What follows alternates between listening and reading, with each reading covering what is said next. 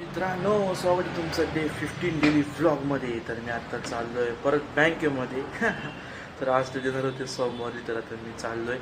तर बघू आता आज तरी देतात का नाही, बाकी बघू पुढच्या पुढं. बाय त्यांनी हे दिलं आहे, पासबुक दिलं आहे. तर अगदी म्हणजे दुपारी तुम्हाला चेकबुक देऊन देईन. तर ते पासबुक घेतलेलं आहे. तर बघू आता आला तर तुलसीचा असला तर मग मी ते बेडशीट वगैरे बघते. मग त्याच्यानंतर आम्ही खाली जाईल. मग काय डिटर्जंट वगैरे असेल ते की सेकंड फ्लोअरला, आणि मग परत खालच्या फ्लोअरला जाईल. मग किराण्याचं सामान वगैरे बरेल.